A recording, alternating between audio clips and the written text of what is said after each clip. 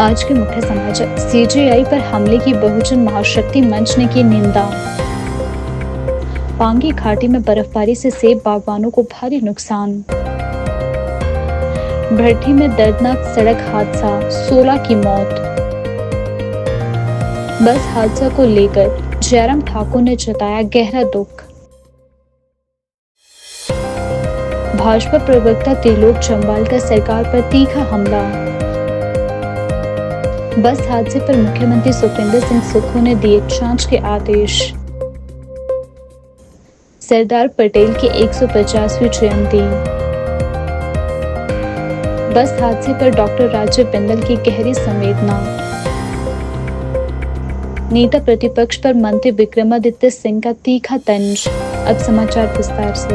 हिमाचल प्रदेश के बिलासपुर जिले के भट्टी क्षेत्र में मंगलवार शाम भल्लू पुल के पास हुए भीषण सड़क हादसे ने पूरे इलाके को शोक में डुबो दिया है। अब इस हादसे में 16 लोगों की मौत की पुष्टि हो चुकी है। वहीं एक बच्चा जो रात से लापता था, उसका शव बुधवार सुबह 10 बजे बरामद हो चुका है। हादसे में 2 बच्चे, एक लड़का और एक लड़की को हल्की चोटें आई हैं। दोनों को एम्स बिलासपुर में प्राथमिक उपचार के बाद रात 4:30 बजे छुट्टी दे दी गई और उनके पिता उन्हें घर पे लेकर चले गए। राहत और बचाव कार्यों में जुटे एसडीआरएफ और पुलिस और स्थानीय प्रशासन को लगातार हो रही बारिश और पहाड़ी से गिरते मलबे के कारण भारी कठिनाइयों का सामना करना पड़ रहा है। रात 2:30 बजे सुरक्षा कारणों के चलते ऑपरेशन को अस्थायी रूप से रोकना पड़ा, जिसे बुधवार सुबह 6:30 बजे फिर से शुरू कर दिया गया। घटना की गंभीरता को देखते हुए पूर्व मुख्यमंत्री जयराम ठाकुर बुधवार सुबह मौके पर पहुंचे और स्थिति का जायजा लिया। प्रशासन की ओर से एडीसी बिलासपुर, एसपी बिलासपुर और एसडीएम झंडूता लगातार घटनास्थल पर मौजूद रहे और राहत कार्यों की निगरानी करते रहे। सभी मृतकों के शवों को सीएचसी भट्टी लाया गया, जहां सुबह 7 बजे से पोस्टमार्टम प्रक्रिया शुरू की गई। सीएमओ बिलासपुर की देखरेख में अतिरिक्त चिकित्सकों की व्यवस्था की गई थी। सुबह 10:30 बजे तक यह प्रक्रिया पूरी कर ली गई और सभी शवों की पहचान के बाद उन्हें परिजनों को सौंप दिया गया है। प्रशासन ने तुरंत राहत के रूप में 25,000 रुपए प्रति मृतक के परिजनों को प्रदान किए। वहीं एसडीआरएफ के मानकों के अनुसार आगे की आर्थिक सहायता प्रक्रिया जारी है। गांव भल्लू और आसपास के क्षेत्रों में गहरा शोक पसरा हुआ है। स्थानीय लोग, स्वयं सेवी और प्रशासनिक अधिकारी लगातार राहत एवं पुनर्वास कार्यों में जुटे हुए हैं। यह घटना न केवल एक गहरा मानवीय संकट है, बल्कि आने वाले समय में सड़क सुरक्षा और आपदा प्रबंधन पर फिर से विचार करने की आवश्यकता भी दर्शाती है।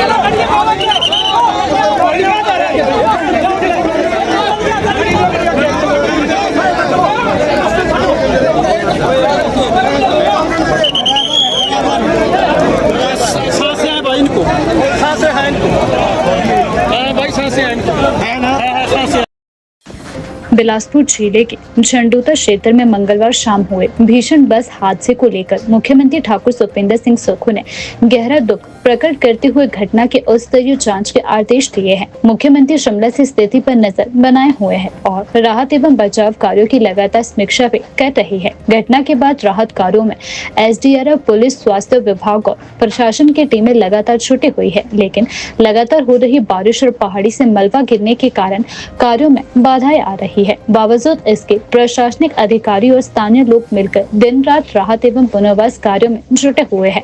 मुख्यमंत्री सुक्खू ने अधिकारियों को निर्देश दिए हैं कि घायलों को बेहतर उपचार, मृतकों के परिजनों को तुरंत सहायता और प्रभावित परिवारों के लिए हर जरूरी कदम उठाए जाए। पिछली रात बिलासपुर में बड़ी दुखद घटना हुई। तकरीबन 6 बजे के करीब, 600 के करीब एक बस जो अपने रूट से जा रही थी, उसमें तकरीबन लगभग अनुमान के अनुसार 18 के करीब लोग सवार थे। मुझे जैसी प्रशासन के द्वारा सूचना मिली और माननीय मंत्री राजेश धरवानी जी ने मुझे सूचित किया, उसके तुरंत हमारी सरकार ने कार्रवाई की। पोकलैन लगाई गई, जेसीबी लगाई गई, पूरी की पूरी बस मलबे में दब गई, लहासा गिरा और तकरीबन अभी तक जो लगभग मृत्यु का आंकड़ा है वो 16 के करीब हो चुका है। एक सुबह आज ही बॉडी मिली है। एक बेटी और एक बेटा बचे हैं और निश्चित रूप से जिस प्रकार की अत्यधिक बारिश पूरा दिन दर्ज की गई हमीरपुर, बिलासपुर में, और पिछले 20 जून से जिस प्रकार का क्लाइमेट चेंज के बाद प्रदेश में फ़र्क पड़ा है और अभी अक्टूबर तक बारिश हो रही है, जिसके कारण मिट्टी गिल्ली होती है और मिट्टी गिल्ली होने के बाद पहाड़ में पानी रिस जाता है। 1-2 दिन धूप लगती है तो दबाव पड़ता है और उसके बाद फिर बारिश हो तो फिर उसके बाद लहासा गिरा है। बड़ी दुखद घटना है। और हमारे रात को मेरी डिप्टी सीएम साहब से बात हुई, उनको दशहरा छोड़कर, हमने अंतर्राष्ट्रीय दशहरा था जिसमें मैंने खुद जाना था, मैंने डिप्टी सीएम जी से बात की कि आप जाइए। वो रात को ही घटनास्थल पर पहुंचे। माननीय मंत्री जी राजेश धर्मानी जी दिल्ली में एक कन्वेंशन में गए हुए थे, उनका आज का कार्यक्रम था जिसका राज्य सरकार ने उनका जो ड्यूटी थी, जो आईटी की से संबंधित कन्वेंशन थे उसमें जा रहे थे, वो भी रात को वापस आए।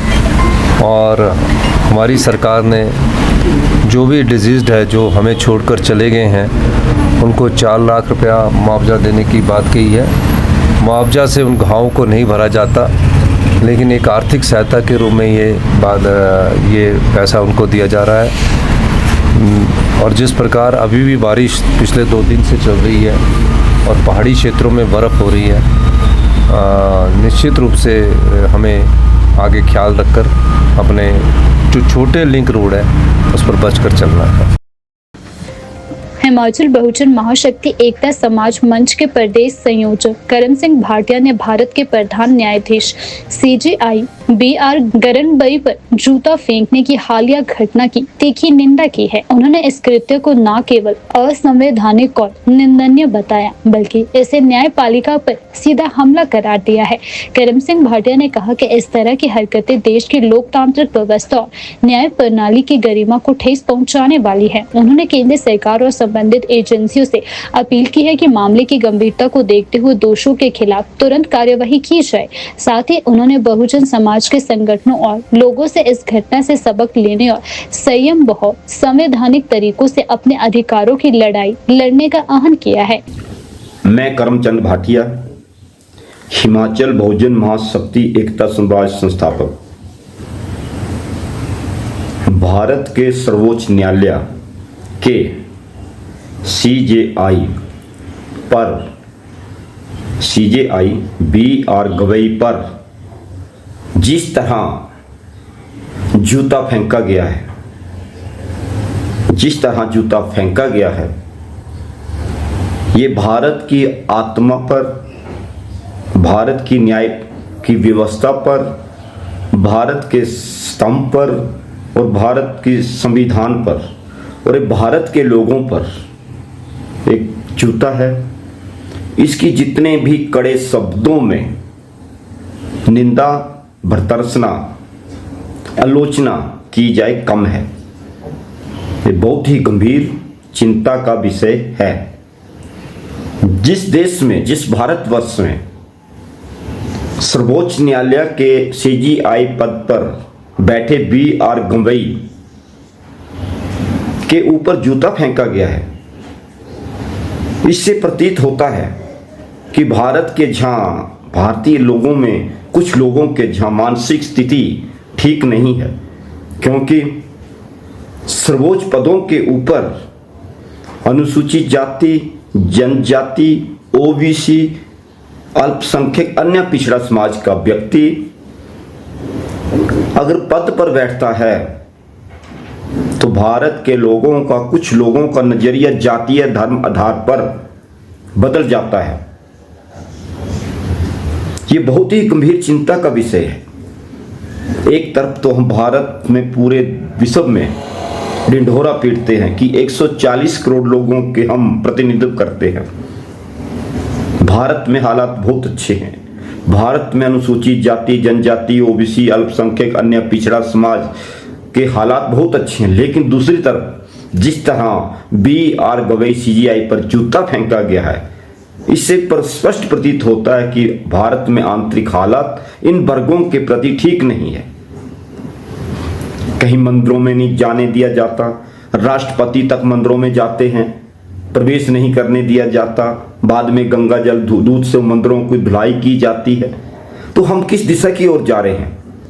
और भारत के आदरणीय प्रधानमंत्री नरेंद्र मोदी जी से आग्रह है कि जिस व्यक्ति अधिवक्ता के द्वारा CGI BR गवई पर जूता फेंका गया है, इस मामले में सख्त से सख्त कठोर ऐतिहासिक कदम उठाकर कानूनी कार्रवाई करना चाहिए, ताकि भविष्य में इस तरह की घटनाओं की पुनरावृत्ति ना हो। बिलासपुर जिले के झंडूता क्षेत्र में मंगलवार शाम हुए भीषण बस हादसे पर नेता प्रतिपक्ष जयराम ठाकुर ने गहरा दुख व्यक्त किया है। उन्होंने कहा कि यह हादसा बेहद पीड़ादायक और दुर्भाग्यपूर्ण है, जिसमें कई लोगों की जान गई और कई परिवार उजड़ चुके हैं। जयराम ठाकुर ने बताया कि वे स्थानीय प्रशासन, झंडूता के विधायक सहित बिलासपुर जिले के अन्य जनप्रतिनिधियों से लगातार संपर्क में है और राहत एवं बचाव कार्यों की जानकारी भी ली जा रही है। उन्होंने अधिकारियों को निर्देश दिए है कि घायलों को बेहतर से बेहतर उपचार और पीड़ित परिवारों को हर संभव सहायता प्रदान की जाए। जयराम ठाकुर ने मृतकों के परिजनों के प्रति अपनी संवेदनाएं व्यक्त करते हुए कहा कि इस दुख की घड़ी में मैं पूरी तरह से पीड़ित परिवारों के साथ हूँ। सरकार और प्रशासन को चाहिए कि राहत कार्यों में कोई कमी न आने दी जाए। जयराम ठाकुर ने प्रदेश सरकार से आग्रह किया है कि वह प्रभावित परिवारों को उचित मुआवजा और पुनर्वास सहायता शीघ्र प्रदान करे। साथ ही उन्होंने विपक्ष की ओर से हर संभव सहयोग का आश्वासन भी दिया है। हादसे के बाद पूरे क्षेत्र में शोक की लहर है और स्थानीय लोग भी लगातार राहत कार्यों में प्रशासन का सहयोग कर रहे हैं। बिलासपुर जिले के अंतर्गत एक दुखद हादसा हुआ है। एक प्राइवेट बस के ऊपर पहाड़ से चट्टाने और मलबा गिरने की वजह से 17 लोगों की जिंदगी चले गई। 2 लोग घायल हैं गंभीर रूप से, ये भी जानकारी प्राप्त हुई है।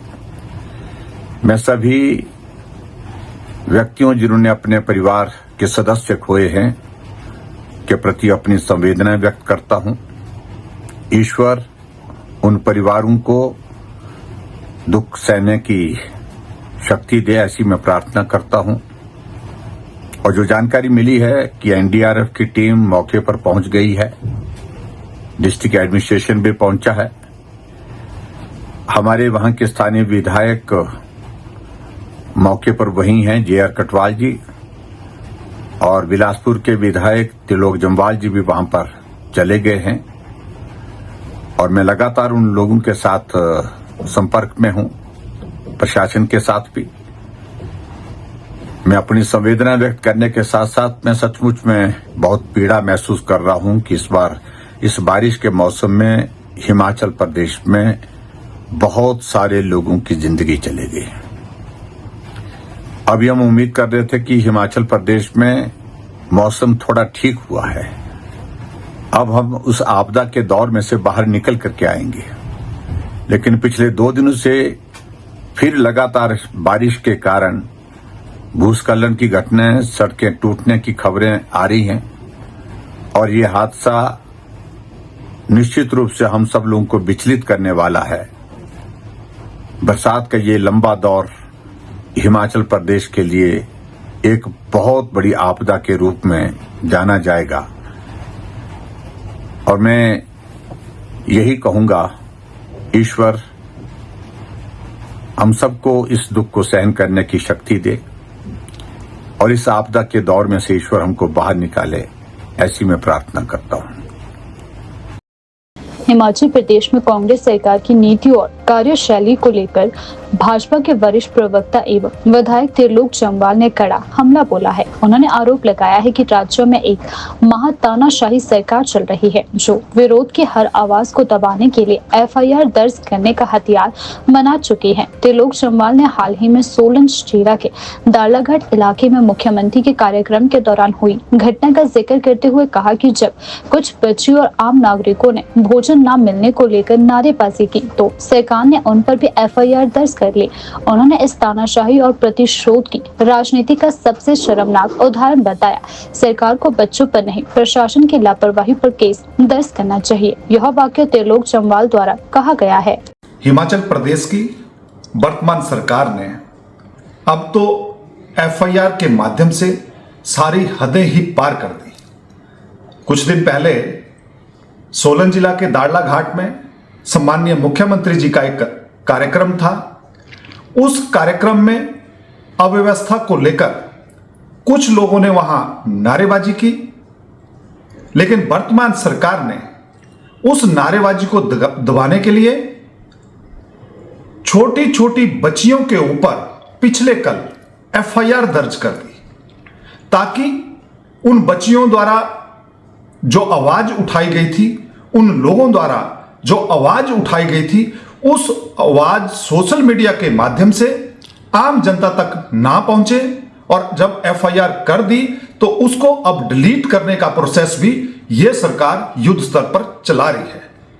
मैं सम्माननीय मुख्यमंत्री से पूछना चाहता हूं कि कितने दिन किस किस की आवाज दबाओगे। हम सबको याद है कि जब कुछ लोग जो देख नहीं सकते, जो लोग सुन नहीं सकते, उन लोगों ने सेक्रेटरीट के बाहर अपनी आवाज उठाई तो उनके खिलाफ एफआईआर हो गई। उससे पहले कुछ बागवानों ने प्रदेश सरकार से प्रताड़ित होकर अपने सेबों को नाले में फेंक दिया।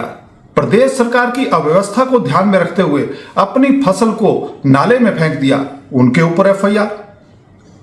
जब कुछ कर्मचारी भाइयों ने अपनी आवाज उठाई, अपने हितों की आवाज उठाई, तो उनके ऊपर नाना प्रकार के केस, नाना प्रकार की प्रताड़ना उनको झेलनी पड़ी। जब ऐसी खबरें सोशल मीडिया में छपी तो सोशल मीडिया के भाइयों के ऊपर एफआईआर, प्रिंट मीडिया में छपी तो उनके ऊपर एफआईआर।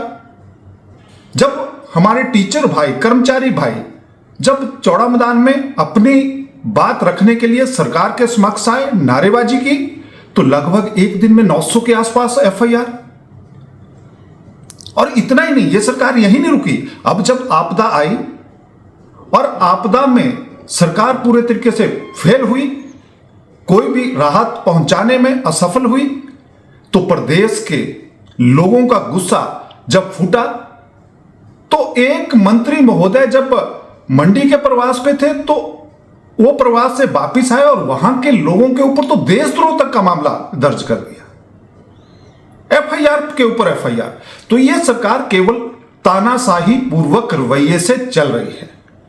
मैं सम्माननीय मुख्यमंत्री जी से विनती करना चाहूंगा, उनको बताना चाहूंगा कि वर्तमान जो हमारा संविधान में अधिकार है, लोगों को फ्रीडम ऑफ स्पीच का अधिकार है, वो अपनी बात को यथास्थान पर रख सकते हैं, लेकिन आप उनकी आवाज को दबा नहीं सकते। आपने ना तो कर्मचारियों को छोड़ा, ना दृष्टिहीनों को छोड़ा, ना पेंशनर्स को छोड़ा, ना आपदा प्रभावितों को छोड़ा, ना मीडिया कर्मचारियों को छोड़ा, मीडिया बंधुओं को छोड़ा, सोशल मीडिया वालों को छोड़ा। यहां तक तो ठीक इसके आगे जिन लोगों ने मुर्गा खाया किसने, उसके ऊपर एफआईआर, जिसने सोशल मीडिया में डाला। मारने वाले के ऊपर एफआईआर नहीं, बनाने वाले के ऊपर एफआईआर नहीं, लेकिन जिसने सोशल मीडिया में डाला उसके ऊपर एफआईआर। समोसा खाया किसने, कौन लाया, लेकिन उसके ऊपर इंक्वायरी, और किसने लीक किया उसके ऊपर प्यूनिटिव एक्शन। इसलिए मैं कहना चाहता हूं कि सम्माननीय मुख्यमंत्री जी, आप तानाशाही पूर्वक रवैये को छोड़कर आप जनता की आवाज को सुने। बिलासपुर जिले के छटूता क्षेत्र में हुए भीषण बस हादसे को लेकर भाजपा प्रदेश अध्यक्ष डॉक्टर राजीव बिंदल ने गहरा शोक व्यक्त किया है। उन्होंने कहा कि यह घटना न केवल मृतकों के परिवारों बल्कि पूरे हिमाचल प्रदेश को झकझोर कर रख देने वाली है। डॉक्टर बिंदल ने हादसे में जान गंवाने वालों के परिजनों के प्रति गहरी संवेदना व्यक्त करते हुए कहा कि पार्टी इस दुख की घड़ी में पीड़ितों के साथ खड़ी है। उन्होंने घायलों के शीघ्र स्वस्थ होने की कामना भी की है। डॉक्टर बिंदल ने राज्य सरकार से आग्रह किया है कि वह मृतकों के परिजनों को उचित मुआवजा दिलाए और घायलों को सर्वोत्तम चिकित्सा सुविधा और प्रभावित परिवारों को आर्थिक व मानसिक सहायता तुरंत प्रदान करे।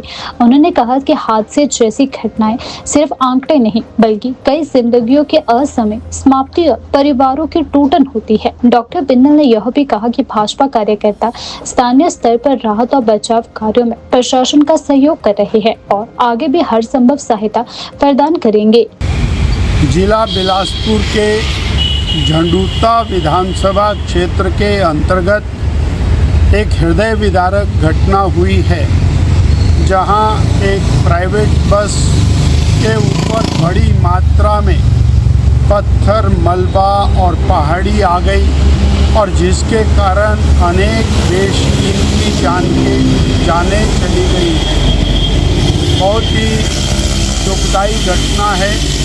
राहत बचाव कार्य चला हुआ है। हम परमपिता परमात्मा से प्रार्थना करते हैं कि सभी लोग सुरक्षित निकलें और जिनका जीवन चला गया है उनके प्रति, उनके परिवारजनों के प्रति हम संवेदना व्यक्त करते हैं। पांगी घाटी में मौसम ने अचानक करवट ली और हाल ही में हुई बर्फबारी से इलाके में जनजीवन के साथ साथ बागवानी पर भी गहरा असर पड़ रहा है। घाटी में लगभग 5 से 6 इंच तक बर्फबारी दर्ज की गई है, जिससे सेबों से लदे हरे भरे बाग बगीचों को भारी नुकसान पहुंचा है। सेब के पेड़ों पर भारी बर्फ की परत जमने से कई पेड़ों की टहनियां टूट गई, फल झड़ गए और पौधों को स्थायी नुकसान हुआ है। इस असमय बर्फबारी से बागवानों की मेहनत और इस साल की आय दोनों को गहरा झटका लगा है। बागवानों ने बताया कि बर्फबारी का यह समय न केवल असामान्य है बल्कि विनाशकारी भी है, क्योंकि इस वक्त पेड़ फलों से भरे होते हैं। कई वर्षों की मेहनत और निवेश एक ही झटके में प्रभावित हो गया है। हमने पूरे साल अपने बागों की देखभाल की, लेकिन इस अचानक बर्फबारी ने हमारी सारी मेहनत पर पानी फेर दिया है। सरकार से अपील है कि नुकसान का आकलन कर तुरंत राहत और मुआवजा प्रदान किया जाए। स्थानीय लोगों और बागवानों ने प्रदेश सरकार से अपील की है कि वे बर्फबारी से हुए नुकसान का तत्काल सर्वे करवाए और प्रभावित किसानों बागवानों को उचित मुआवजा प्रदान करें।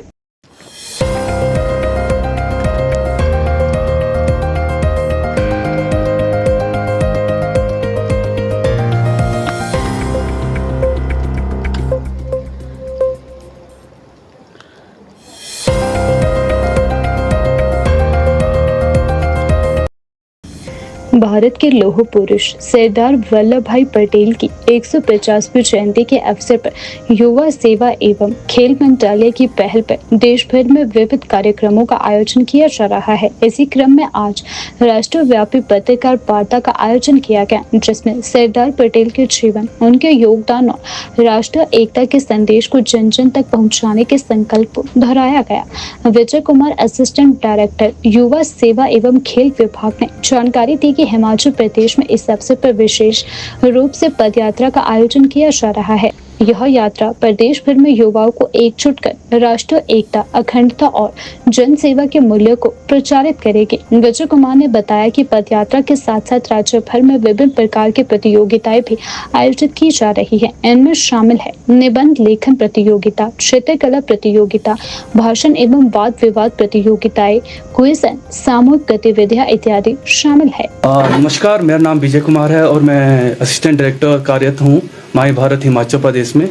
जैसा कि SNO मैम ने कहा कि ये unity Sardar at the rate 150 celebration में हम वल्लभ भाई पटेल जी की जयंती पे 150वीं जयंती पे पद यात्रा का आयोजन कर रहे हैं। ये जो पद यात्रा है पूरे देश में हर जिले में, और इसका जो जिले में नोडल ऑफिसर होगा वो हमारा डिस्ट्रिक्ट यूथ ऑफिसर होगा माई भारत का। साथ में इसके साथ ही इस पदयात्रा के साथ साथ हम विभिन्न प्रकार के कंपटीशन कर रहे हैं, जैसा कि national level reel competition, essay writing competition और तीसरा क्विज कंपटीशन।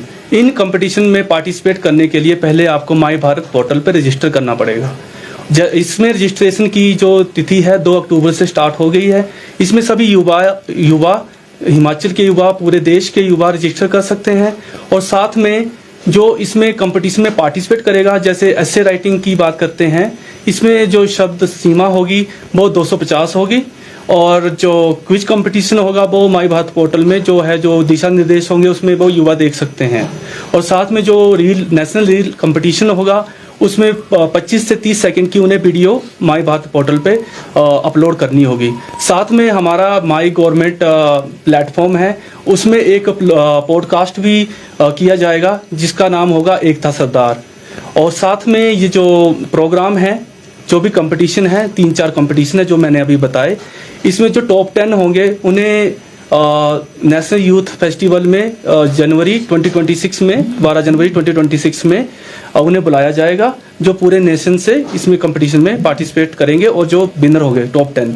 और इसके अलावा जो 74 होंगे उन्हें माई भारत किट प्रदान की जाएगी, और जो इसकी समय सीमा है वो 2 अक्टूबर से स्टार्ट हो गई है, और उसके बाद 10 अक्टूबर से लेकर 1 नवंबर तक वो अपने ऐसे वगैरह जो भी रील है उसको उसमें अपलोड कर सकते हैं, सबमिट कर सकते हैं। और उसके साथ ही जो इसके विनर्स होंगे उसका रिजल्ट कंपाइलेशन होगा 21 नवंबर से 24 नवंबर तक, और 26 नवंबर को इसका जो फाइनल रिजल्ट है वो घोषित किया जाएगा नेशनल लेवल पे। और एक सोशल मीडिया में भी हम बज क्रिएट करेंगे @एकता सरदार, @150 सेलिब्रेशन सरदार सेलिब्रेशन, इसके नाम से सोशल मीडिया पे भी बज क्रिएशन करेंगे। और माई भारत प्लेटफॉर्म मेरा युवा भारत, इसमें अहम भूमिका निभा रहा है ministry of youth affairs and sports ने। ये अहम भूमिका माई भारत को दी गई है और हम इसे अच्छे से करेंगे। और मेरा सभी हिमाचल के युवाओं से अनुरोध है कि वो इसमें बढ़ चढ़ के भाग लें, और ताकि हमारे जो टॉप 10 आएंगे नेशनल लेवल में वो हमारे हिमाचल से मैक्सिमम हो और हिमाचल का नाम रोशन करें। हिमाचल प्रदेश के लोक निर्माण मंत्री विक्रमादित्य सिंह ने एक बार फिर नेता प्रतिपक्ष जयराम ठाकुर पर तीखा राजनीतिक हमला बोला है। शिमला में पत्रकारों से बातचीत करते हुए उन्होंने बिलासपुर बस हादसे, शिमला में वीरभद्र सिंह की प्रतिमा के पास लगे पेड़ और प्रदेश की राजनीति से जुड़े कई मुद्दों पर विपक्ष को घेरा। विक्रमादित्य सिंह ने कहा कि नेता प्रतिपक्ष जयराम ठाकुर इस समय अपने ही दल के नेताओं से निपटने में व्यस्त है। उन्होंने कटाक्ष करते हुए कहा कि अनुराग ठाकुर और कंगना रनौत जैसे नेता जयराम ठाकुर को खुद ही जवाब देंगे, सरकार को कुछ कहने की जरूरत नहीं है। साथ ही मंत्री विक्रमादित्य सिंह ने बिलासपुर में हुए भीषण बस हादसे पर गहरा शोक व्यक्त करते हुए कहा कि यह एक अत्यंत दुखद दुर्भाग्यपूर्ण घटना है। उन्होंने कहा कि सरकार पीड़ित परिवारों के साथ पूरी तरह खड़ी है और हर संभव सहायता प्रदान भी की जा रही है। मंत्री विक्रमादित्य सिंह ने कहा कि हादसे की विस्तृत जाँच के आदेश भी दे दिए गए हैं। निश्चित तौर से जो पिछले कल का जो बिलासपुर के अंदर शातलाई बैरठी के अंदर जो घटना घटी है बहुत दुखद है, और हमारे माननीय उप मुख्यमंत्री मुकेश अग्निहोत्री जी वहाँ मौके पर भी रातों रात वहाँ पे पहुँचे और उन्होंने सारे उसका जायज़ा लिया। मैं भी लगातार जो हमारे अधिकारी है लोक निर्माण विभाग के उनके साथ संपर्क में था।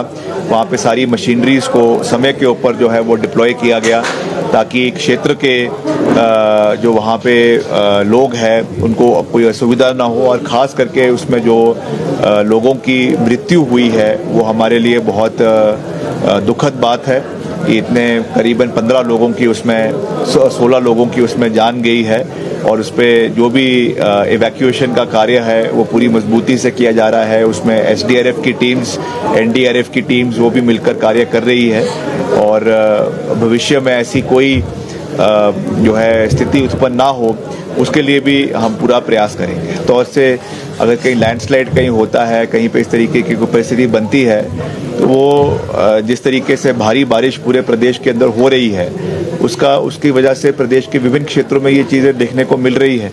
अब करने की कोशिश करेंगे और उस पर अगर कोई कार्रवाई करनी है तो निश्चित तौर से की जाएगी, क्योंकि प्रिवेंटिव मेजर्स लेना भी बहुत आवश्यक है, और किस तरीके से उसको हम सेफगार्ड आने वाले समय में कर सकते हैं उस दृष्टि से भी हम पूरा प्रयास करेंगे। आजकल तो नेता प्रतिपक्ष अपने नेताओं को ही कोसने में समय ज़्यादा व्यतीत कर रहे हैं।